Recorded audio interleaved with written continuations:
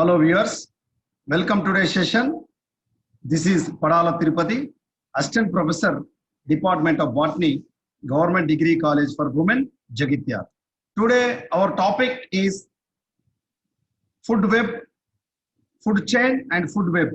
ఆహారపు గొలుసు మరియు ఆహారపు వల లేదా ఆహారపు జాలకం.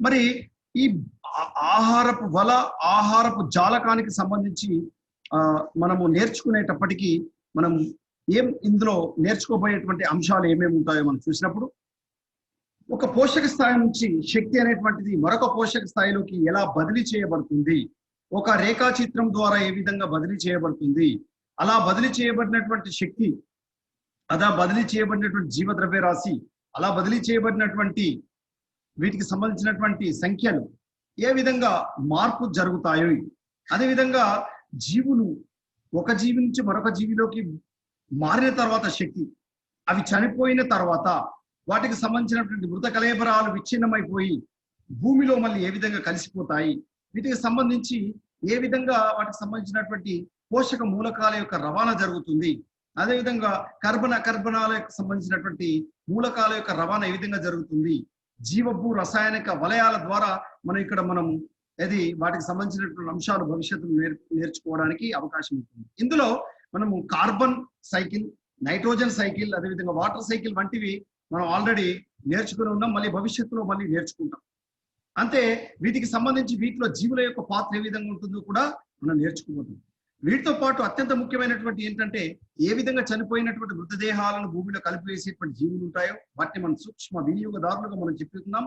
అలాంటి సూక్ష్మ వినియోగదారులు, వాటితో పాటు పోటీ పడేటువంటి జీవులు అంటే పరభక్షకాలు, అదేవిధంగా పరభక్షి, తర్వాత పరాణ జీవులు, ఆతిథేయులు, వాటికి సంబంధించినటువంటి సహజీవన విధానాలు, ప్రారంభవాదం, కమర్షియల్ సహభోజకత్వం కానీ సహజీవన విధానం కానీ వాటికి సంబంధించినటువంటి అంశాలన్నింటినీ కూడా మనం నేర్చుకోవడానికి అవకాశం ఉంది. మరి కొన్ని ప్రశ్నలు ఇక్కడ మనకున్నాయి చూడండి. ఆహారపు గొలుసు మనకు ఏమి చూపిస్తుంది, ఆహారపు గొలుసు మనకి ఏమి చూపిస్తుంది, అదేవిధంగా ఆహారపు గొలుసు నుండి ఆహారపు జాలకము లేదా ఆహారపు వల ఏ విధంగా భిన్నంగా ఉంటుంది, వేరుగా ఉంటుంది, వాటికి సంబంధించినటువంటి ప్రశ్నలన్నింటి కూడా మనకి ఇప్పుడు సమాధానం రాబోతున్నాయి. అంతేకాకుండా ఈ ప్రశ్న చూడండి, గుడ్లగూబ గుళికలకు ఆహారపు గొలుసు లేదా ఆహారపు వల ఎలా సంబంధం కలిగి ఉంది, వాటికి సంబంధించినటువంటి పోషకాలు ఏ విధంగా లభ్యమవుతాయి, వాటికి సంబంధించినటువంటి ప్రశ్న కూడా మనం ఇక్కడ చూస్తున్నాం. అదేవిధంగా ఈ ఎన్విరాన్మెంట్ లో, ఈ పర్యావరణంలో, పర్యావరణ వ్యవస్థ ద్వారా, ఎకో సిస్టమ్ ద్వారా ఏ విధంగా ఎనర్జీ అనేటువంటిది ప్రవహిస్తుంది, energy flow of ecosystem, శక్తి ఏ విధంగా ప్రయాణిస్తుంది, వాటికి సంబంధించినటువంటి అంశాలు కూడా మనం చూడడం జరుగుతుంది. అంతేకాకుండా శక్తి పిరమిడ్ ద్వారా కదులుతున్నప్పుడు శక్తి మొత్తం ఎలా మారుతుంది, అది ఏ విధంగా ఒక పోషక స్థాయి నుంచి మరొక పోషక స్థాయిలోకి వెళ్తున్నప్పుడు శక్తి పిరమిడ్లు ఏ విధంగా కనబడుతుంటాయి, అంతేకాకుండా అందులో ఉండేటువంటి కొత్త శక్తి ఏ విధంగా మారుతుంది అనేటువంటి అంశాన్ని కూడా మనం నేర్చుకుంటాం. ఇక ఇప్పుడు యాక్చువల్గా అంటే మనము నిజంగా నేర్చుకోబోయేటువంటి ముఖ్యమైనటువంటి మనకు సంబంధించినటువంటి అంశం ఏంటంటే ఆహారపు గొలుసు. మరి ఆహారపు గొలుసు అనేటువంటి పదం ఎందుకు వచ్చింది, అసలు గొలుసు అంటే ఏంటిది, ఒకదానితో ఒకటి లంకెపడి ఒకదానితో ఒకటి కలిసిపోయి ఒక రేఖీయ రూపంలో ఒక రేఖాచిత్రం మాదిరిగా ఉండేటువంటి విధానం. మరి దీనికి సంబంధించి ఆహారపు గొలుసుని ఎందుకు మనం ఇక్కడ చెప్పుకుంటున్నాం, ఆహారపు గొలుసు అంటే వివిధ పోషక స్థాయిలో ఉండేటువంటి జీవులు, వివిధ పోషక స్థాయిలో ఉండేటువంటి జీవులు అవి ఏ విధంగా అవి నిల్వ చేసుకున్నటువంటి శక్తి ఒక పోషక స్థాయి నుంచి మరొక పోషక స్థాయిలోకి ఏ విధంగా రవాణా చెందుతుంది, జీవులు కానీ వాటికి సంబంధించినటువంటి జీవుల సంఖ్య కానీ, జీవుల్లో ఉండేటువంటి జీవ ద్రవ్యరాశికి సంబంధించినటువంటి రవాణా కానీ, లేదా జీవుల నిల్వ ఉన్నటువంటి శక్తి కానీ ఒక పోషక స్థాయి నుంచి మరొక పోషక స్థాయిలోకి ఏ విధంగా రవాణా జరుగుతుందో చూపిస్తుంది. అంతేకాకుండా ఒక పోషక స్థాయిలో ఎన్ని రకాల జీవులు ఆ స్థానాన్ని ఆక్రమించి ఉన్నాయో కూడా ఇది చూపించేటువంటి ఒక గొలుసు ఆహారపు గొలుసు. కాబట్టి జీవులకు సంబంధించినటువంటి పోషక స్థాయిల ద్వారా శక్తి కదలికకు సంబంధించినటువంటి అంశాలను చూపించే చిత్రమే రేఖా చిత్రమే ఆహారపు గొలుసు. కాబట్టి ఆహారపు గొలుసులో ఒక జీవి మరొక జీవిపై ఏ విధంగా ఆధారపడుతుంది, అవి ఒక జీవి మరొక జీవిని ఏ విధంగా తింటుంది అనేటువంటిది ఇక్కడ ఒకదానికి ఎరగా ఏ విధంగా ఉపయోగపడుతుందో మనం ఆహారపు గొలుసును చూడవచ్చు. కాబట్టి పర్యావరణ వ్యవస్థలో శక్తి ప్రవాహం అనేటువంటిది ఒక రేఖీయ మార్గంలో నిర్వహించేటువంటి ప్రక్రియ, ఆ ప్రవహించేటువంటి ఆ క్రమాన్ని మనం ఇక్కడ మనము ఏమంటున్నాము ఆహారపు గొలుసుగా చెప్పుకుంటాం. ఇక్కడ ఈ చిత్రంలో మనకు కనబడుతుంది చూసారా మిత్రమా? ఇందులో మనకి శక్తికి మూలం ఎవరని చెప్పుకున్నాము మొదటి క్లాసులో. శక్తికి మూలం ఈ జీవ ప్రపంచంలో, ఈ భూ ప్రపంచంలో, ఈ విశ్వంలో శక్తికి మూలం సూర్యుడు. ఒకే ఒక నక్షత్రం సూర్యుడు. కాబట్టి ఈ సూర్యుడి నుంచి వచ్చేటువంటి శక్తి సూర్యశక్తి. ఈ సూర్యశక్తిని మనం సోలార్ ఎనర్జీ లేదా సౌరశక్తి అంటాం. ఈ సౌరశక్తిలో ఉండేటువంటి శక్తిని మనం క్వాంటా అని పిలుస్తాము. ఈ శక్తి అనేటువంటి సూర్యుడి నుంచి వచ్చేటువంటి కాంతి కిరణాలు ఫోటాన్ల రూపంలో, not protons, photons, PHOTANS, photons రూపంలో లేదా శక్తి ప్యాకెట్ల రూపంలో లేదా ఫోటాన్ల రూపంలో మనకి రేణువుల రూపంలో ఈ భూప్రపంచంలోకి వచ్చినప్పుడు మొక్కలు మొట్టమొదటిసారిగా అవి సూర్యశక్తిని గ్రహించి వాటిలో ఉండేటువంటి శక్తిని రసాయన శక్తిగా మార్చివేసి అవి ఆహార పదార్థాలను తయారు చేసుకుంటాయి. అలా తయారు చేసుకునేటువంటి మొక్కలపై ఆధారపడినటువంటి మిడతలు, గింజలు తినేటువంటి సూక్ష్మ గింజలపై ఆధారపడినటువంటి ఇతరత్ర ఉడతలు, మిడతలు, అదేవిధంగా చిలుకలు లాంటి పక్షులు, వాటికి సంబంధించిన అన్ని కూడా మనం ఇక్కడ శాకాహార జంతువులు అని చెప్పుకోవచ్చు. ఇక్కడ ఈ రేఖా చిత్రంలో మనకు కనబడుతున్నది ఆ మొక్కలపై యొక్క పత్రాలపై ఆధారపడినటువంటి మిడత, గ్రాస్హోపర్. ఈ మిడతను తినేటువంటి ఒక కప్ప, ఆ కప్పను తినేటువంటి ఇక్కడ గద్ద. అంటే ఇదంతా కూడా ఒకదానిపై ఒకటి ఆధారపడినటువంటి ఒక రేఖా చిత్రం. దీన్ని మనం ఏమంటాం ఆహారపు గొలుసు. ఈ ఆహార గొలుసులో మూల స్థానం ఉండేటువంటి ఉత్పత్తిదారులు, ఇవి ఆహార పదార్థాలు తయారు చేస్తున్నాయి. ఇవి మొక్కలు అని పిలుస్తాం. వీటిని మనం ప్రాథమిక ఉత్పత్తిదారులు లేదా ప్రొడ్యూసర్స్ అని మనం పిలుస్తాం. ఇవి మనకు పోషక స్థాయిలో మొదటి స్థానంలో ఉంటాయి. ఒకవేళ వీటిని మనం ఆహార గొలుసు రూపంలో చూపించినప్పుడు మొదటి పోషక స్థాయిలో ఉండేటివి ఉత్పత్తిదారులుగా మనం చెప్పుకుంటాం. మరి దీనికి సంబంధించినటువంటి కొన్ని ముఖ్యమైన అంశాలు మనం ఇప్పుడు చూడాలి. ఇందులో మనకు ప్రతి ఆహార గొలుసులో కింది స్థాయిలో ఉండేటువంటి జీవి దేని నుంచి ప్రతిదీ కూడా కింది స్థాయిలో ఉన్నది మొదటిది సూర్యుడి నుంచి శక్తి పొందితే, ఆ కింది స్థాయిలో ఉండేటువంటి దాని నుంచి శక్తి మరొకటి ఇతర జీవులు శక్తిని పొందుతూ ఉంటాయన్నమాట. కాబట్టి కింజన సమయక్రియ ద్వారా మొక్కలు ఆహారాన్ని తయారు చేసుకున్నప్పుడు ఆ మొక్కలను మనం ఇక్కడ ఉత్పత్తిదారులుగా పిలిచాము. ఈ ఉత్పత్తిదారులపై ఆధారపడినటువంటి జీవులు లేదా మొక్కలపై ఆధారపడినటువంటి జీవులను మనం ఇక్కడ మొక్కలపై ఆధారపడిన జీవులు లేదా స్వతహాగా ఆహార పదార్థాలు తయారు చేసుకునే జీవులను ఇక్కడ మనం వినియోగదారులుగా మనం పిలిచాము. ఎందుకంటే అవి స్వతహాగా ఆహార పదార్థాలను తయారు చేసుకోలేవు కాబట్టి అవి ఇతర మొక్కలపై కానీ లేదా జంతువులపై కానీ ఆధారపడి ఉంటాయి. కాబట్టి ఉత్పత్తిదారులు మొదటి స్థాయిలో ఉంటాయి, ప్రాథమిక స్థాయిలో ఉంటాయి, ఇవి మూల స్థానంలో ఉంటాయి. కిరణజన సమీకరణ ద్వారా ఆహార పదార్థాలు తయారు చేసుకుంటాయి. వీటిని మనం ఉత్పత్తిదారులు అన్నాము. ఈ ఉత్పత్తిదారులపై ఆధారపడినటువంటి రెండో స్థాయిలో ఉండేటువంటి జీవులనే మనం వినియోగదారులు లేదా ప్రాథమిక వినియోగదారులు, ప్రైమరీ కన్జ్యూమర్స్ గా పిలిచాము. ప్రాథమిక వినియోగదారులు అవి మొక్కలకు సంబంధించినటువంటి శాకాహారాన్ని, గింజలను కానీ లేదా పత్రాలు కానీ లేదా మొక్కలకు సంబంధించినటువంటి దుంపలు కానీ వాటికి సంబంధించిన ఆహార పదార్థాలు తీసుకుంటాయి. కాబట్టి వీటిని శాకాహార జీవులుగా మనం చెప్తాం. ఈ శాకాహారులు రెండో స్థానంలో ఉంటే శాకాహారులపై ఆధారపడినటువంటి మరొక జీవులను మనము మాంసాహారులు లేదా ద్వితీయ వినియోగదారులు లేదా ప్రాథమిక మాంసాహారులుగా పిలిచాము. ఇవి కూడా మనకు మూడవ స్థానంలో ఉంటాయి. ఇక నాలుగవ స్థానం ఉండేటువంటివి ఏంటంటే ఇవి పరభక్షకాలు. ఇవి ముఖ్యంగా మొక్కలను అంటే మొక్కలకు సంబంధించిన ఆహార పదార్థాలు తినొచ్చు, అదేవిధంగా జంతువులకు సంబంధించినటువంటి ఆహార పదార్థాలు తినవచ్చు. వాటిని మనము ఏమంటాము సర్వభక్షకులు అని పిలుస్తాము, ఆమ్నివోర్స్ అని పిలుస్తాం. బెస్ట్ ఎగ్జాంపుల్ కాకి, అదేవిధంగా మానవుడుగా మనం చెప్పుకుంటాం. ఇక్కడ మనం తీసుకున్నప్పుడు మూడో స్థాయిలో ఉండేటువంటి వినియోగదారులు సర్వభక్షకులు లేదా ప్రెడేటర్స్ గా మనం పిలుస్తాం. పరభక్షకాలు ఇవి పూర్తిగా మాంసాహారులుగా ఉంటాయి. ఇవి ఖచ్చితంగా ఇతర జంతువుల యొక్క ఆ మాంసం పైన ఆధారపడి మనుగడ కొనసాగిస్తాయి. లేదంటే అవి మనుగడ కొనసాగించక అంతరించిపోయే ప్రమాదం ఉంది. కాబట్టి అవి ఖచ్చితంగా పరభక్షకాలుగా ఉంటాయి. అవి ప్రాథమిక లేదా ద్వితీయ వినియోగదారులను తిని బతుకుతూ ఉంటాయి. మరి ఈ ఆహార గొలుసుకు సంబంధించినటువంటి అంశాలలో అన్నీ కూడా ఒకే జీవి కాకుండా అన్ని వ్యవస్థలన్నీ కలిసి ఆవరణ వ్యవస్థకు సంబంధించినటువంటి అన్ని రకాల జీవులు కలిసి ఒకదానిపై ఒకటి ఆధారపడుతూ ఒక జీవ పునఃచక్రీయ వలయాన్ని లేదా జీవులకు సంబంధించినటువంటి పోషక స్థాయిలకు సంబంధించినటువంటి లేదా ఆవరణ వ్యవస్థకు సంబంధించినటువంటి ఒక సుస్థిరతను ఒక సమతుల్యతను సాధించే దిశగా ఆవరణ వ్యవస్థలో ఆహార గొలుసు అనునిత్యం చలిస్తూ ఉంటుంది. ఇందులో ఒక జీవి నుంచి మరొక జీవిలోకి శక్తి అనేటువంటిది రవాణా చెందుతుంది. గుర్తుపెట్టుకోండి, శక్తి ప్రవాహం ఎప్పుడైనా ఏకదిశ మార్గమే. ఇక్కడ చూడండి, ఇక్కడ ఈ ఆహార గొలుసు ఈ స్లైడ్ మనం చూసినప్పుడు శక్తికి మూలం సూర్యుడు, సూర్యుడు నుంచి శక్తి మొక్కలోకి వస్తుంది. మొక్కల్లో నుంచి వచ్చినటువంటి శక్తి ఆ వినియోగించుకుని ఆహార పదార్థాలు తయారు చేసుకొని అవి శాఖీయ భాగాలైనటువంటి పత్రాలు, వేర్లు, కాండాలు, అదేవిధంగా పుష్పాలు, ఫలాలు, విత్తనాల రూపంలో అవి నిల్వ చేసుకునేటువంటి క్రమంలో వాటిపై ఆధారపడినటువంటి గడ్డి చిలుకలు లేదా గ్రాస్ హోపర్స్ అనేటువంటివి వాటిని తిని బతుకుతూ ఉంటాయి. వాటికి సంబంధించినటువంటి చెట్లకు సంబంధించినటువంటి ఆకుల యొక్క రసాలను పీల్చి అది బతుకుతూ ఉంటాయి. వీటిని మిడతలు లేదా గ్రాస్ హోపర్ గా మనం పిలుస్తాం. ఈ మిడతలపై ఆధారపడినటువంటి జీవి మరొక స్థాయిలో ఉండేటువంటి పోషక స్థాయిలో ఉండేటువంటిది కప్ప. కాబట్టి ఈ కప్ప అనేటువంటిది గ్రాస్ హోపర్ పై ఆధారపడి ఉంది. ఈ కప్పను తినేటువంటి పాము, ఈ పామును తినేటువంటి ఇక్కడ గద్ద లేదా రాబందుగా మనం చెప్తాం.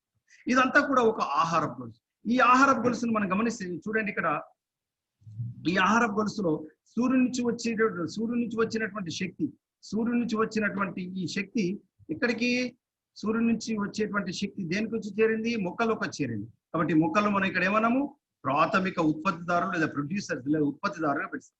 ఈ ఉత్పత్తిదారు నుంచి శక్తి దేనికి రవాణా చెందింది? ఇక్కడ గ్రాస్ హోపర్ గడ్డి చిలుకలోకి రవాణా చెందింది. ఈ గడ్డి చిలుక లేదా గ్రాస్ హోపర్ లేదా మిడతగా చెప్పుకునేటువంటి ఈ గడ్డి చిలుక ఏం చేస్తుంది? చెట్ల రసాన్ని పీల్చి బతికినప్పుడు ఇవి ప్రాథమిక వినియోగదారులు లేదా శాకాహారులుగా మనం పిలిచాం.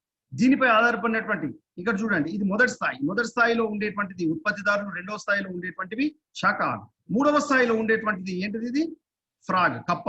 అంటే ఈ కప్ప లేదా తొండ లేదా బల్లి వీటికి సంబంధించినటువంటి జీవులు ఏం తిని బతుకుతున్నాయి? ఇక్కడ ఉండేటువంటి గ్రాస్ హోపర్ ను తిని బతుకుతా ఉన్నాయి. కాబట్టి మూడవ స్థాయిలో ఉండేటువంటివి ద్వితీయ వినియోగదారులు లేదా ప్రాథమిక మాంసాహారులుగా మనం పిలుస్తాం. ఇక్కడ నుంచి శక్తి మళ్ళీ ఎక్కడికి రవాణా చెందింది? మనకు మరొక పోషక స్థాయిలోకి రవాణా చెందింది. మరొక పోషక స్థాయిలోకి రవాణా చెంది ఇలా రవాణా చెందేటువంటి క్రమంలో ఈ కప్పను తినేటువంటి పాము ఈ కప్పను తిని ఇది బతుకుతూ ఉందన్నమాట ఈ పోషక స్థాయి. కాబట్టి ఇక్కడ నుంచి ఇది 4వ పోషక స్థాయి, ఇది మొదటి పోషక స్థాయి, ఇది 2వ పోషక స్థాయి, ఇది 3వ పోషక స్థాయి, ఇది 4వ పోషక స్థాయి, ఇది 5వ పోషక స్థాయిగా కూడా మనం చెప్పుకోవాలి. చూడండి, మొదటి పోషక స్థాయిలో ఏముంది? మొక్కలు ఉన్నాయి. అంటే కిరణజన సమీకరణ జరిపి ఆహార పదార్థాలు తయారు చేసుకునేటువంటి మొక్కలు, అందుకే ఇవి ఉత్పత్తిదారులుగా మనం చెప్తాం. సో మొదటి పోషక స్థాయిలో మొక్కలు ఉన్నాయి, 2వ పోషక స్థాయిలో శాకాహారులు ఉన్నాయి, మూడవ పోషక స్థాయిలో మనకు ప్రాథమిక మాంసాహారులు లేదా ద్వితీయ వినియోగదారులు ఉన్నాయి, 4వ పోషక స్థాయిలో తృతీయ వినియోగదారులు లేదా ద్వితీయ మాంసాహారులు ఉన్నాయి. ఇక చివరిదైనటువంటి 5వ పోషక స్థాయిలో ఉన్నత స్థాయికి సంబంధించినటువంటి మాంసాహారులు లేదా మనకు పరభక్షకాలుగా చెప్పుకునేటువంటి జీవులు మనము ఈ స్లైడ్ లో మనం గమనించవచ్చు. ఇందులో మనకు ఒక ఆహారపు గొలుసు ఏ విధంగా ఆవరణ వ్యవస్థలో జీవుల మధ్యలో సమతుల్యతను పాటించేటట్టు చేస్తుందో ఈ స్లైడ్ ద్వారా మనం చాలా స్పష్టంగా చూడవచ్చు. అదేవిధంగా నెక్స్ట్ మనం చెప్పుకోవాల్సింది ఏంటంటే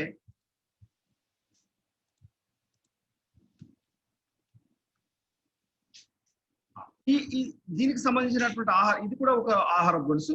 ఈ ఆహార గొలుసులో చూడండి, ఇవి ఉత్పత్తిదారులు, హెర్బివోర్స్ లేదా శాకాహారులు లేదా వినియోగదారులు, ఈ శాకాహారం తినేటువంటి మాంసాహారులు, ఈ మాంసాన్ని తినేటువంటి ఉన్నత స్థాయికి సంబంధించినటువంటి మాంసాహారులు ఈ రేఖా చిత్రంలో మనం గమనించవచ్చు. ఈ రేఖా చిత్రంలో చాలా స్పష్టంగా మనకు కనబడుతుంది. ఇక్కడ చూసినట్లయితే మనకు ఇది మొదటి స్థాయి మొక్కలు, ఈ మొక్కలు తినేటువంటి మనకు పురుగులు, ఈ పురుగులను తినేటువంటి టాటాయిస్, ఈ టాటాయిస్ తినేటువంటి ఈగల్ మనకి ఇక్కడ కనబడుతుంది. ఇది కూడా ఒక ఆహారపు గొలుసు. ఈ ఆహారపు గొలుసులో మీరు చూడండి, మనకి ఇక్కడ ఇది మొక్క, ఈ మొక్కలను తినేటువంటి ఒక కీటకం, ఈ కీటకాన్ని తినేటువంటి కప్పను తినేటువంటి పాము తినేటువంటి ఇక్కడ ఉండేటువంటి ఒక గుడ్లగూబ. వీటికి సంబంధించి ఆహారపు గొలుసు ఈ చిత్రంలో మనం చాలా చక్కగా మనం గమనించవచ్చు. చూడండి, ఇక్కడ ఇందులో ఈ పత్రాలపై ఆధారపడినటువంటి ఒక గ్రాస్ హోపర్ లేదా క్యాటర్ పిల్లర్ లేదా ఒక చిన్న గొంగలి పురుగు ఉంటే ఆ గొంగలి పురుగుని ఇక్కడ ఏం తింటున్నాయి? కప్పలు తింటున్నాయి. కప్పలను పాము తినంది, పాముని ఇక్కడ మనకి గుడ్లగూబ తినడం అనేటువంటిది ఈ పోషక స్థాయిలో అంటే ఈ ఆహార గొలుసులు మనం గమనించాలి. ఇక్కడ ఒక చూసినట్లయితే సేమ్ అదే ఇంతకుముందు పూర్వంలో మనం కిందటి స్లైడ్ లో గమనించినట్టుగా ఈ స్లైడ్ లో కూడా ఒక పోషక స్థాయి నుంచి మరొక పోషక స్థాయిలోకి శక్తి ఏ విధంగా రవాణా చెందుతుంది అని మనం ఇక్కడ మనం గమనించవచ్చు. కాకపోతే ఇక్కడ మనం గమనించి చూసినట్లయితే ఇక్కడ మనకు యారో మార్క్స్ అనేటువంటివి రాంగ్ గా ఇవ్వడం జరిగింది. ఇంతకుముందు ఉన్నటువంటిది మాత్రం ఇంతకుముందటి స్లైడ్ మీరు గమనిస్తే చూడండి, ఇంతకుముందటి స్లైడ్ లో మనకు యారో మార్క్స్ బాణపు గుర్తు ఏ విధంగా గీయబడి ఉందో మనం ఇక్కడ మనం చూసినట్లయితే చూడండి, ఇక్కడ మొక్కలను తినేటువంటి క్యాటర్ పిల్లర్ మీన్స్ గొంగలి పురుగు, ఈ గొంగలి పురుగు తినేటువంటి కప్ప, ఈ కప్పను తినేటువంటి పామును తినేటువంటి పామును తినేటువంటి గుడ్లగూబ. కాబట్టి మనం ఇక్కడ బాణం గుర్తు ఎలా చూపిస్తున్నామో క్యారో మార్క్ ఉత్పత్తిదారుల నుంచి ఉన్నత స్థాయికి సంబంధించినటువంటి వినియోగదారుల వరకు చూపిస్తున్నాం. ఇలా చూపించడం అనేటువంటిది ఒక సరైనటువంటి క్రమం. కాబట్టి మనం క్రమాన్ని తప్పకుండా పాటించాల్సినటువంటి అవసరం ఉంది మిత్రమా. ఎందుకంటే ఒకవేళ మనం బాణం గుర్తు రివర్స్ పెట్టామనుకోండి, చూడండి ఈ స్లైడ్ లో ఈ బాణం గుర్తులు ఇక్కడ ఎలా ఉన్నాయి, రివర్స్ గా ఉన్నాయి. అంటే గుడ్లగూబ నుంచి పాము, పాము నుంచి ఒక పక్షి, పక్షి నుంచి కీటకము యొక్క లార్వా, అదేవిధంగా మొక్కలు. ఈ విధంగా ఇది సరైన క్రమమేనా అంటే మనం ఖచ్చితంగా చెప్పొచ్చు ఇది సరైనటువంటి క్రమం కాదు, ఇది రాంగ్ ఇంటర్ప్రిటేషన్ గా మనం చెప్పవచ్చు. మరి సరైన క్రమం ఏంటిది మనం చూద్దాం. ఇప్పుడు సరైన క్రమం ఎలా ఉంటుందంటే చూడండి, ఇది మొక్కకు సంబంధించినటువంటి ఒక పత్రం. కాబట్టి ఈ పత్రం అనేటువంటిది మొక్కకు సంబంధించినటువంటి ఉత్పత్తిదారు అని చెప్పుకుంటే, ఈ పత్రాన్ని తినేటువంటి క్యాటర్ పిల్లర్ అంటే వీటికి సంబంధించినటువంటి గొంగలి పురుగు, ఈ గొంగలి పురుగును తినేటువంటి పక్షి, పక్షిని తినేటువంటి పాము, పామును తినేటువంటి ఇక్కడ గుడ్లగూబ. ఇది సరైన విధానం. ఇలా మనం చూపిస్తే ఈ ఆహార గొలుసు ఒక సరైనటువంటి దిశానిర్దేశంలో వెళ్ళినట్టుగా మనం గమనించవచ్చు. కానీ ఈ స్లైడ్ లో మనకు ముందు చూపించినట్టుగా కనుక ఉంటే అది సరైనటువంటి విధానం కాదు మిత్రమా. ఇప్పుడు ముందున్నటువంటి విధానం మాత్రం ఇది సరైనది కాదు. ఇక్కడ చూడండి, ఇందులో మనకు ఇందులో ఉండేటువంటి ఉత్పత్తిదారులు ఉంటే గడ్డి మొక్కలు తినేటువంటి కుందేలు తినేటువంటి ఒక నక్క ఏ విధంగా ఒక వరుస క్రమంలో ఆహార గొలుసులో చూపించబడిందో చాలా స్పష్టంగా మనం గమనించవచ్చు. ఇక్కడ మనం చూసినట్లయితే ఆహార గొలుసులో ఒక ఆహార గొలుసు ఏకచక్రీయంగా ఒకే మార్గంలో కాకుండా అక్కడి నుంచి వెళ్ళిన తర్వాత అవి ప్రాథమిక అంటే మీన్స్ ఉత్పత్తిదారుల నుంచి మొదలుకొని సూర్యుడి నుంచి వచ్చినటువంటి మొక్కలు కిరణజన సమీకరణ ద్వారా ఆహార పదార్థాలు నీటి వినియోగంగా తయారు చేసుకున్న తర్వాత ఇక్కడ గ్రాస్ ఓపర్ మిడతలు తింటున్నాయి. మిడతలు ఇక్కడ మనకు ఏంటి సెకండరీ కన్జ్యూమర్ అయినటువంటి పాము గద్ద ఇలా తిని ఇవన్నీ కూడా కొంతకాలం తర్వాత ఏమవుతాయంటే వాటి జీవనం కొనసాగించడం అయిపోయిన తర్వాత చివరికి మృత్యువాత పడతాయి, అంటే చనిపోయిన తర్వాత వాటి యొక్క కళేబరాలు, వాటి యొక్క మృతదేహాలు అనేటువంటివి భూమిలో కలిసిపోవాల్సినటువంటి ఆవశ్యకత ఎంతైనా ఉంది. అలా కలిసిపోవడానికి తోడ్పడేటువంటి వాటిని మనం ఏమంటామంటే డీకంపోజర్స్ లేదా పూతికారులు లేదా విచ్ఛిన్నకారులు అని. ఇక్కడ విచ్ఛిన్నకారులుగా చెప్పుకునేటువంటి జీవులు ఏంటంటే ముఖ్యంగా బ్యాక్టీరియాలు, శిలీంధ్రాలు, కొన్ని రకాల సూక్ష్మ జీవులను మనం ఇక్కడ విచ్ఛిన్నకారులుగా మనం చెప్పుకుంటాం. వీటిని మనం డీకంపోజర్స్ లేదా మనకు డెట్రివోర్స్ గా మనం చెప్పుకుంటాం. ఇలా విచ్ఛిన్నకారుల చేత అవి మళ్ళీ వాటికి సంబంధించినటువంటి పోషకాలు తిరిగి న్యూట్రియంట్స్ భూమిలో కలిసి పోషకాలు అనేటువంటి మళ్ళీ మొక్కలకి చేరడం అనేటువంటిది జరుగుతుంది. ఇది ఒక చక్రీయ మార్గంలో జరిగేటువంటి ప్రక్రియ. ఇక్కడ చూడండి, ఇక్కడ మనకు సూర్యుడు ఎందుకు అవసరం? ఈ స్లైడ్ లో మనకు అడిగినటువంటి క్వశ్చన్ ఏంటిది, సూర్యుడు ఉన్నాడు, మరి ఎందుకు ఇక్కడ సూర్యుడు ఉండాలి? మొక్కల నుంచి శక్తి, ఇక్కడ జింక నుంచి ఒక నక్కలోకి మనకు శక్తి ప్రవాహం జరుగుతున్నప్పుడు లేదా మొక్కలపై ఆధారపడిన జింకపై ఆధారపడినటువంటి ఈ నక్క ద్వారా ఆహారము అలా రవాణా మార్గం పోషక శక్తి అనేటువంటి రవాణా చెందాలంటే ముందు కాంతి శక్తి రసాయన శక్తిగా మారాల్సిందే, అవి మొక్కలు వినియోగించుకోవాల్సిందే. కాబట్టి మొక్కలు కాంతి శక్తిని రసాయన శక్తిగా మార్చగలిగినటువంటి మనకు ఒక జీవ యంత్రాలుగా మనం పరిగణించవచ్చు. గుర్తుంచుకోండి మిత్రమా, ఇప్పటి వరకు మానవుడు తయారు చేయలేనటువంటి అత్యంత విలువైనటువంటి ఒక కర్మాగారం, ఆహార కర్మాగారం ఏదైనా ఉందంటే అది పత్రం మాత్రమే. కాబట్టి మొక్కలు మాత్రమే పత్రాలు, ఆకుపచ్చని భాగాలైనటువంటి పత్రాలు సూర్యుడి నుంచి కాంతిని గ్రహించి అవి ఆహార పదార్థాలను తయారు చేసుకుంటాయి. ఈ తయారు చేసుకున్న ఆహార పదార్థాలను శాకాహారం తింటాయి, ఈ శాకాహారాలు మాంసాహారం తింటాయి. ఇది ఆహార గొలుసులో ఉండేటువంటి ఒక విధానం. Is it right? కాబట్టి ఇందులో మనం గమనించండి ఎక్కడ ఉత్పత్తిదారులు. మరి ఇక్కడ మనం గమనిస్తే చూడండి, చాలా ఆకుపచ్చని మొక్కలు ఇక్కడ లేవే అని మీరు అనుకోవచ్చు.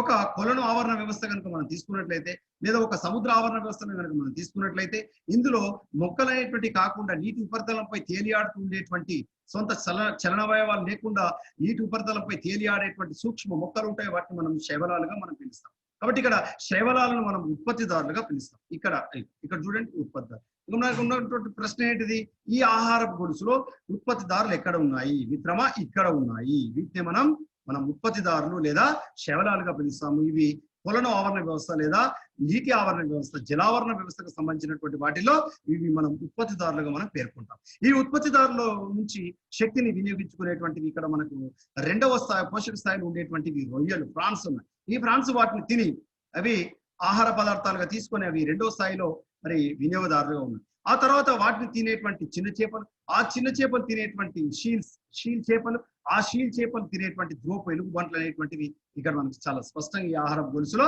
మనకు కనబడుతున్నాయి. కాబట్టి ఇది ఉత్పత్తిదారులు, ఇది ప్రాథమిక వినియోగదారులు, ద్వితీయ వినియోగదారులు, తృతీయ వినియోగదారులు, ఇవి ఉన్నత స్థాయి వినియోగదారులుగా మనం చెప్పవచ్చు. ఇవి ఉత్పత్తిదారులు, ఇవి శాకాహారులు, ఇవి ప్రాథమిక మాంసాహారులు, ద్వితీయ మాంసాహారులు, తృతీయ మాంసాహారులుగా కూడా మనం ఈ ఆహార గొలుసులో మనం చెప్పవచ్చు. ఇక్కడ మనం చూడండి మిత్రమా, మీరు చూడండి ఇక్కడ మొక్కలు మనకు ఉత్పత్తిదారులుగా ఉండాలి. ఏమున్నాయా మరి ఇక్కడ మొక్కలు? లేవు. మొక్కలు ఇక్కడ లేవు. ఎందుకు లేవు? ఇక్కడ చూస్తే చనిపోయి కుళ్ళుతున్నటువంటి మొక్కల యొక్క భాగాలు ఇక్కడ మనకు కనబడుతున్నాయి, శిలీంధ్రాలు కనబడుతున్నాయి. అదేవిధంగా ఇక్కడ నుంచి ఇలా ఇవి మట్టిలో కలిసిన తర్వాత మొక్కలు పెరుగుతున్నాయి. ఈ మొక్కలు తిన్నటువంటి ఇక్కడ ఎలుక ఉంది, ఆ ఎలుకలు తిన్నటువంటి పిల్లి ఉంది. ఈ పిల్లి అవి విడుదల చేసినటువంటి లేదా ఈ జంతువులన్నీ చనిపోయిన తర్వాత, మొక్కలు చనిపోయిన తర్వాత అవి భూమిలో శిలీంధ్రాల చేత మళ్ళీ భూమిలో కలిసిపోయేటువంటి విధానం ఇందులో మనకి కనబడుతుంది. ఇక్కడ ఈ పిక్చర్ లో మనం గమనించి చూసినట్లయితే పోషక స్థాయిలో ఏ విధంగా శక్తి అనేటువంటిది రవాణా చెందుతుంది, మూలకాల పునఃచక్రియం ఏ విధంగా జరుగుతుందో ఈ రేఖా చిత్రంలో మనం గమనించవచ్చు. ఉత్పత్తిదారుల నుంచి ప్రాథమిక వినియోగదారులు, ఆ తర్వాత ద్వితీయ, ఆ తర్వాత తృతీయ వినియోగదారులు చివరిగా అవన్నీ చనిపోయిన తర్వాత మళ్ళీ పునఃచక్రియము జరగడానికి విచ్ఛిన్నకారుల చేత, పూతికారుల చేత భూమిలో కలిసేటువంటి విధానాన్ని ఈ చిత్రంలో మనం చూడవచ్చు. ఇది కూడా పోషక స్థాయిలో మనకు ఉత్పత్తిదారుల నుంచి ఉన్నత స్థాయికి సంబంధించినటువంటి జీవుల్లోకి శక్తి ఏ విధంగా రవాణా చెందుతుందో మనకి ఇక్కడ మనం గమనించవచ్చు. మరి ఇక్కడ పోషక స్థాయిలకు సంబంధించినటువంటి ఉత్పత్తిదారులు, అదేవిధంగా ప్రాథమిక ద్వితీయ వినియోగదారులు, తృతీయ వినియోగదారులను మనం ఒక పోషక స్థాయిని ఒక నిట్టనిలుగా రేఖా చిత్రంలో చూపించినట్లయితే వాటిని మనం ఆహార గొలుసులుగా మనం చెప్పుకుంటాం. ఈ ఆహార గొలుసులు అనేటువంటి ఆహారపు పిరమిడ్లు లేదా ఆవరణ పిరమిడ్లుగా చెప్పుకుంటాం. ఈ ఆవరణ పిరమిడ్లకు సంబంధించి మరొక క్లాసులో తదుపరి క్లాసులో మనం చాలా స్పష్టంగా పిరమిడ్ల రకాలు, ఆవరణ పిరమిడ్లు ఎన్ని ఉంటాయి, అవి ఆవరణ వ్యవస్థలో ఏ విధంగా ఉంటాయి, నిటారుగా ఉంటాయా, అదేవిధంగా తిరగబడి ఉంటాయా, అంటే తలకిందులుగా ఉంటాయా, వాటికి సంబంధించినటువంటి అంశాలు తర్వాత తరగతిలో మనం నేర్చుకుంటాం. కాబట్టి ప్రతి ఆహార గొలుసులో ఉత్పత్తిదారులు ఉంటారు, వినియోగదారులు ఉంటారు, డీకంపోజర్స్ గా చెప్పుకునేటువంటి విచ్ఛిన్నకారులు ఉంటారని మనం చెప్పుకోవచ్చు. మరి ఆహార గొలుసులు ఎన్ని రకాలు? ఈ ఆహార గొలుసులు అనేటువంటి మనకి ఇక్కడ 3 రకాలుగా మనం చెప్పుకోవచ్చు. మొదటిది గ్రేజింగ్ ఫుడ్ చైన్ అంటాం. గ్రేజింగ్ ఫుడ్ చైన్ లేదా మేసే ఆహార గొలుసు.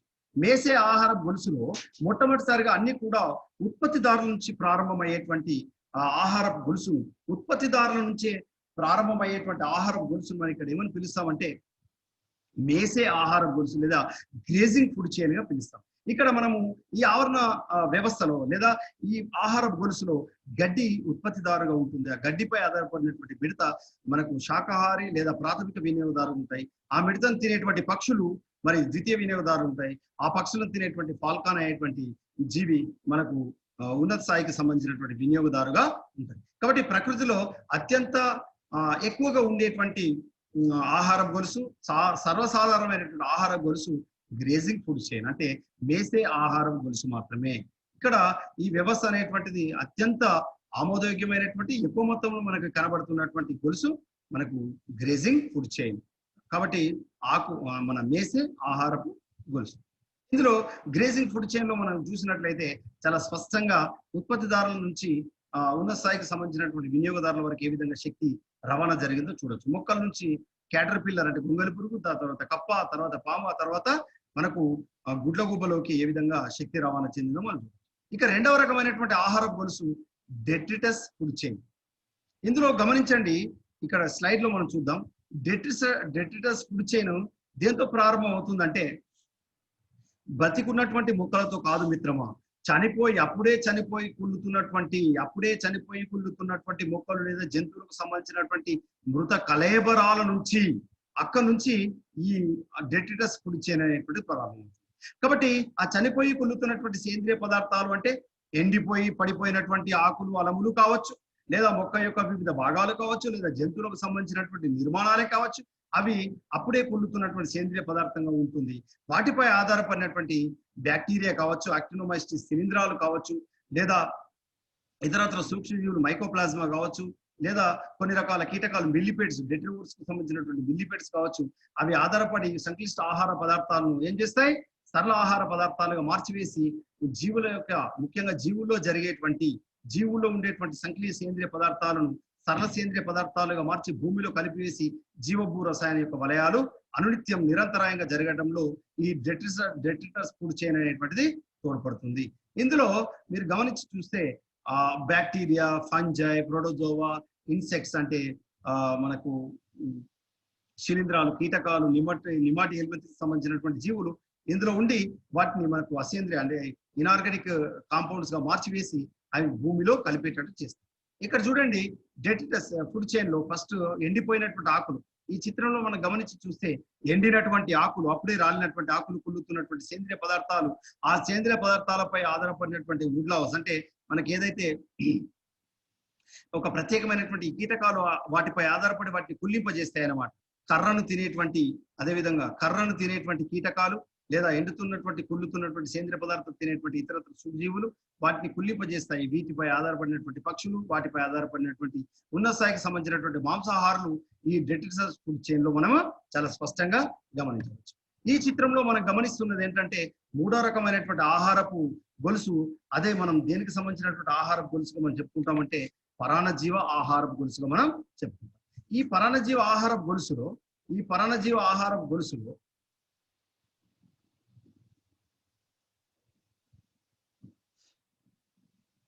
మొక్కలు ఉత్పత్తిదారులుగా ఉన్నప్పటికీ ఆ మొక్కలు లేదా వాటికి సంబంధించి వాటిపై ఆధారపడినటువంటి పక్షులు లేదా వాటిపై ఆధారపడినటువంటి జంతువుల పైన ఇవి బాహ్య లేదా అంతర పరాన్న జీవులుగా ఉండేటువంటి జీవులు ఉంటాయి. ఫర్ ఎగ్జాంపుల్ అఫిడ్స్ పేనుబంకగా చెప్పుకునేటువంటి అఫిడ్స్ కావచ్చు, లేదా పేలు కావచ్చు. ఇందులో మనం చూస్తున్నటువంటి ఒక దొడ్డుగా ఉండేటువంటి గోమారు లాంటి ఏది కీటకాలు కావచ్చు. ఈ బ్లడ్ సెకింగ్ ఇన్సెక్ట్స్ ఇవి ఏం చేస్తాయంటే మానవులు లేదా ఇతర జంతువుల యొక్క చర్మానికి ఆనుకొని జలగలు కావచ్చు.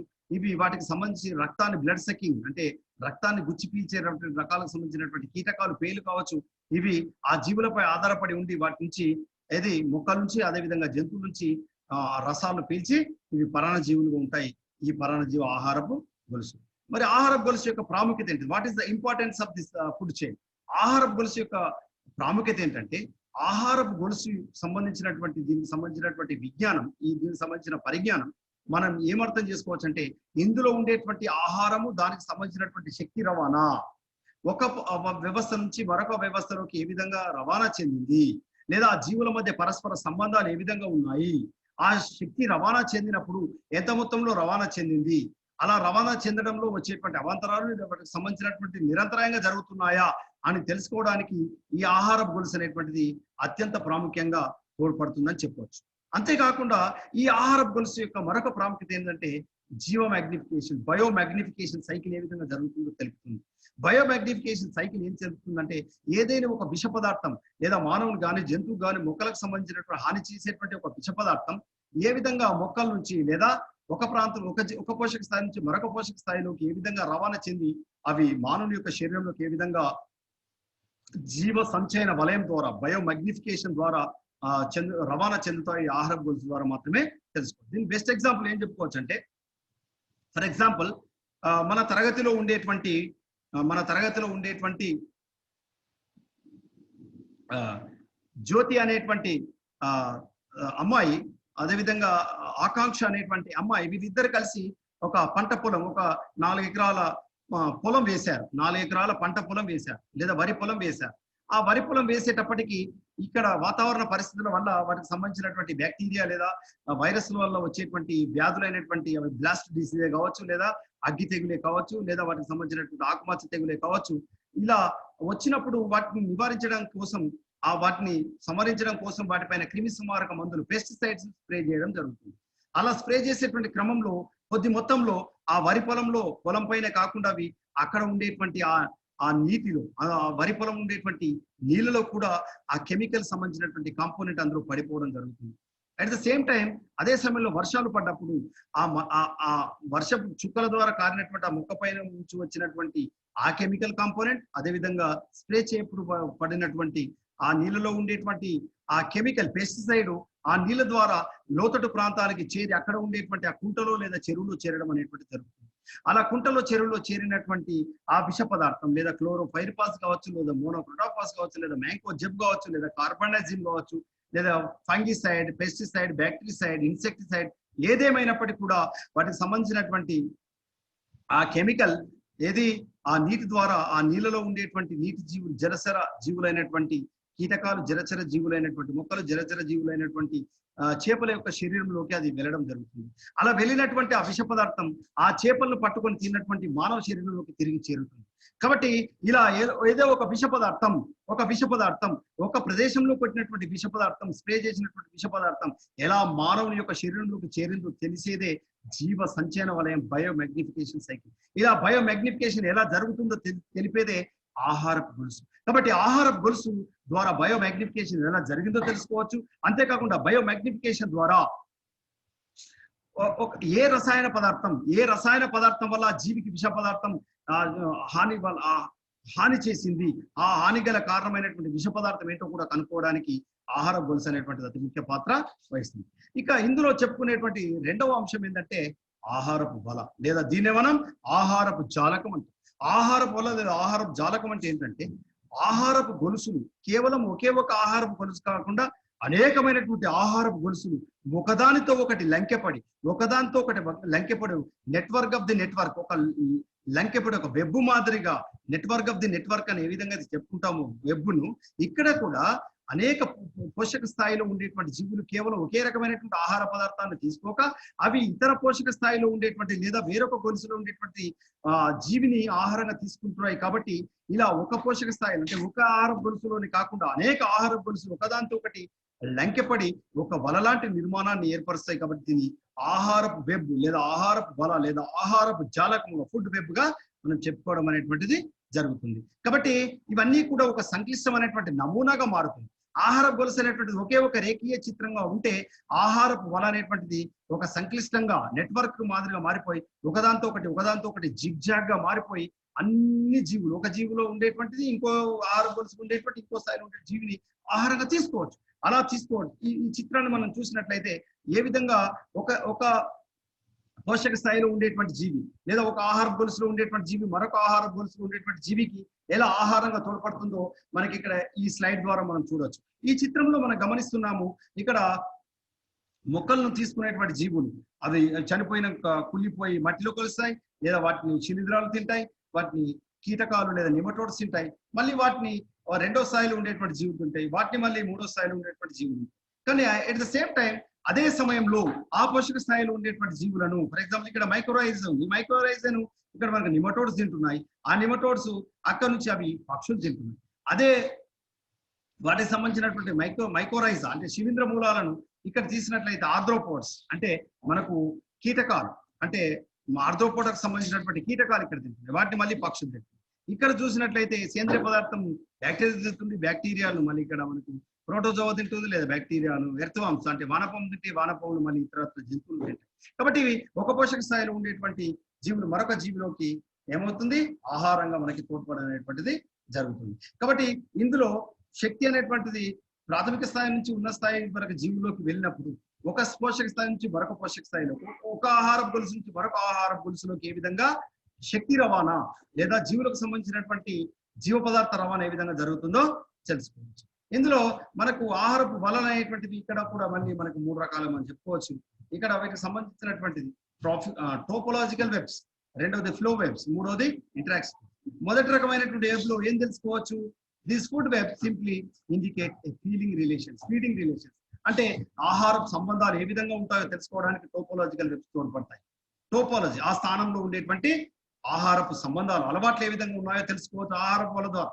అదేవిధంగా ఫ్లో వెబ్స్ అంటే ఏ విధంగా ఎనర్జీ అనేటువంటిది ఏ విధంగా శక్తి అనేటువంటిది ఏ విధంగా రవాణా చెందుతుంది ఒక ట్రోఫిక్ లెవెల్ నుంచి ఒక పోషక స్థాయి నుంచి మరొక పోషక స్థాయిలోకి ఏ విధంగా రవాణా చెందుతుందో వాటికి సంబంధించి వాటి మధ్యలో జరిగేటువంటి సంఘర్షణలు లేదా వాటి మధ్య జరిగేటువంటి సంబంధాలను ఇక్కడ మనం అధ్యయనం చేయవచ్చు.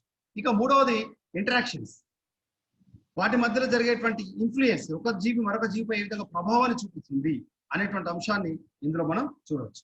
ఇక్కడ మనకు ఆహారపు వల అనేటువంటిది భూమి మీద జరిగితే దాన్ని మనం ఏమన్నా ఆ నేలపైన జరిగేటువంటి ఆహారపు వల అని, అదేవిధంగా నీటి మధ్యలో నీళ్ళలో జరిగేటువంటి దాన్ని అక్వాటిక్ ఫుడ్ వెబ్ గా మనం చెప్తాం. అదేవిధంగా అడవిలో ఉండేటువంటి ఆహారపు వలగా చెప్తుంది. అదేవిధంగా గడ్డి భూమిలో ఉన్నట్టయితే గడ్డి భూమిలో ఉండేటువంటి ఆహార వలగా మనం చెప్తాం. కాబట్టి జీవభూ సంబంధమైనటువంటి జల సంబంధమైనటువంటి పర్యావరణ ఆవరణ వలలు ఉంటాయి.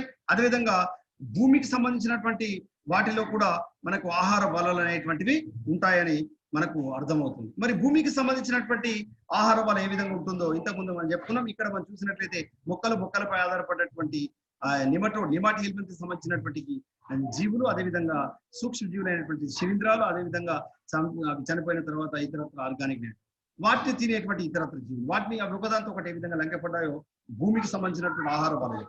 ఇక రెండవ రకమైనటువంటిది నీటిలో జలచర ఆవరణ వ్యవస్థలో జరిగేటువంటి ఆహార బల ఏ విధంగా ఉంటుందో ఇక్కడ మనం చూడొచ్చు.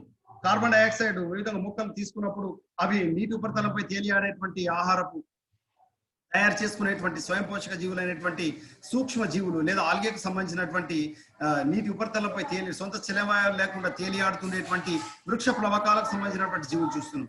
వాటిని తినేటువంటి ఏది చిన్న జంతు ప్లవకాలు చూస్తున్నాం. ఆ జంతు ప్లవకాలను తినేటువంటి ఇక్కడ చిన్న చేపలు తినేటువంటి సీల్ చేపలు తినేటువంటి ధ్రువపెలుగు వంటి చూస్తున్నాం.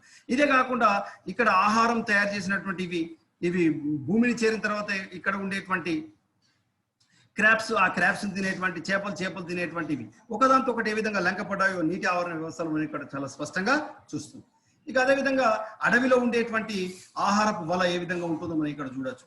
చెట్ల మీద ఆధారపడుతున్నటువంటి ఎలుకలు, అదేవిధంగా కుందేలు, అదేవిధంగా మేకలు, అదేవిధంగా ఆ మేకలు తినేటువంటి నక్కలు, అదేవిధంగా కుందేలు తినేటువంటి అడవి పిల్లి, తర్వాత ఎలుకలు తినేటువంటి గుడ్లగూబను తినేటువంటి ఆ పామును మనం ఇక్కడ చూడొచ్చు.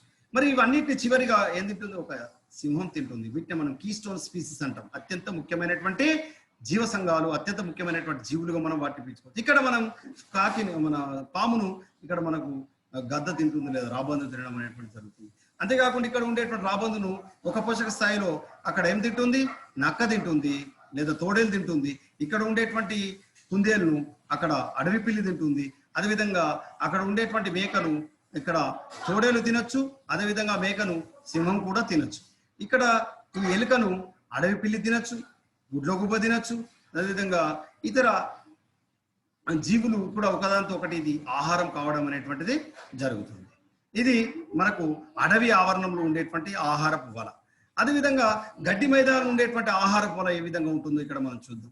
గడ్డి మైదానం ఉండేటువంటి ఆహార వలలో చూసినప్పుడు గడ్డిని తినేటువంటి ఎలుకలు ఉన్నాయి, గడ్డిని తినేటువంటి కుందేలు ఉంది, గడ్డిని తినేటువంటి గ్రాస్ హోపర్ మిడతలు ఉన్నాయి.